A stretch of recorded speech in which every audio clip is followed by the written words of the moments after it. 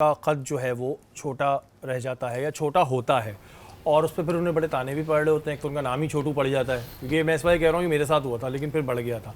और कुछ बच्चों की याददाश्त जो होती है वो इतनी हाफजा जिसे हम कहते हैं, तो क्या इसके लिए अद्वियात होती हैं, कद लंबा करने की अद्वियात, ये सब होती हैं चीज़ें?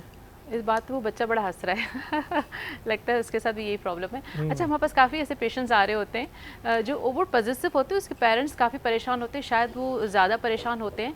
एक तो ये कि कद का जो ताल्लुक होता है वो माँ बाप की दोनों की एवरेज हाइट से होता है। अच्छा, जितने माँ बाप के दोनों की हाइट होती है उसका एवरेज हम निकालते हैं, उसके बाद उनकी एक हाइट बनती है।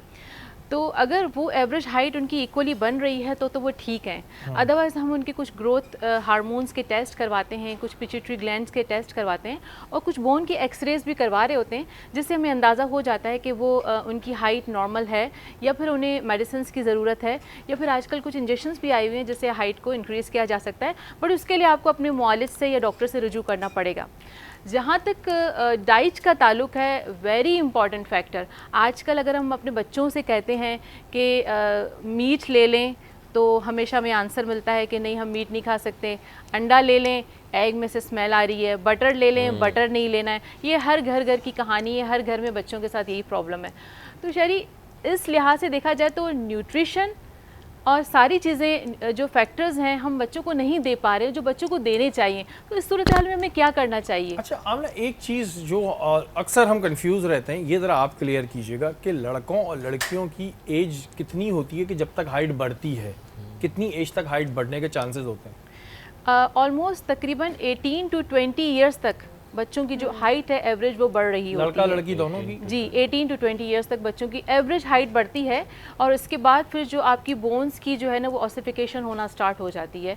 और उसके बाद अगर बढ़ती भी है तो बहुत स्लो बढ़ती है।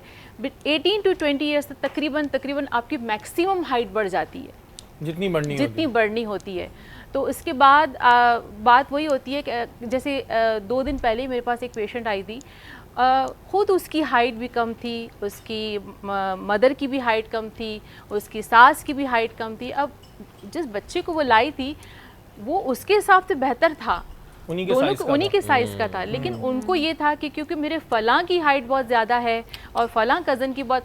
अब देखिए, कंपेयर बच्चों में कभी कंपैरिजन ना करें, एक बच्चे को दूसरे से कभी कंपेयर ना करें। जहाँ तक अपने डाइट फैक्टर्स को देखना है तो आप अपने घर में देखें कि आप अपने बच्चों को क्या वो चीज़ें खिला रहे हैं जिससे फॉर एग्ज़ाम्पल हम बात करते हैं प्रोटीन की, प्रोटीन दे रहे हैं हम अपने बच्चों को, एग्स दे रहे हैं हम अपने बच्चों को, एलमंड्स या जिसको हम बादाम कहते हैं क्या हम बच्चों को दे रहे हैं, बटर हम अपने बच्चों को दे रहे हैं। बच्चे खा ही नहीं रहे ना, बच्चे ये तो नहीं ले रहे, नहीं खा के दे रहे। तो सबसे अच्छा तरीका ये है, जैसे मैं अपने पेशेंट्स को भी बता रही होती हूँ कि सबसे अच्छा तरीका ये है कि आप उनको सारी चीज़ें मिक्स करके, जैसे हमारी शेफ़ अक्सर एक बड़ा अच्छा सा स्मूदीज़ बना के बच्चों को पिला रही होती है, क्यों ना हम वो पिलाएं बच्चों को।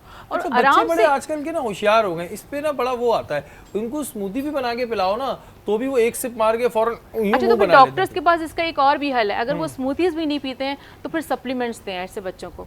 आप ऐसे बच्चों को, विटामिन डी का बहुत इम्पॉर्टेंट रोल है आपकी ग्रोथ में, आपकी यादाश्त में, आपके हाफजे में और आपकी अक्सर बच्चे कहते हैं टांगों में दर्द हो रहा है, कमजोरी हो रही महसूस हो रही है, चल नहीं पा रहे हैं, मम्मा बैक में दर्द हो रहा है। तो विटामिन D3 का बहुत इम्पॉर्टेंट रोल है। और सबसे इम्पॉर्टेंट चीज़ जो ये विटामिन D3 हमेशा हमें सप्लीमेंट में ही देना पड़ता है। तो विटामिन D3 के सप्लीमेंट्स आते हैं, आप अपने बच्चों को दें और धूप में ज़रूर अपने बच्चों को ले जाएं। ऐसा नहीं कि मेरा बच्चा काला हो जाएगा, अपने बच्चों को धूप ज़रूर दें, इससे विटामिन D3 इंप्रूव होगा, आपके बच्चे की याददाश्त अच्छी होगी, आपके बच्चे की कमज़ोरी आपके बच्चों को फील नहीं होगी और सबसे अच्छी बात उनकी हाइट भी इंक्रीज़ होगी। और जैसे कि ये जो आपने शुरू में भी कहा कि अगर उनके बच्चों की फैमिली की हाइट डायरेक्ट कम है तो फिर वो जेनेटिक चीज़ वो आती है।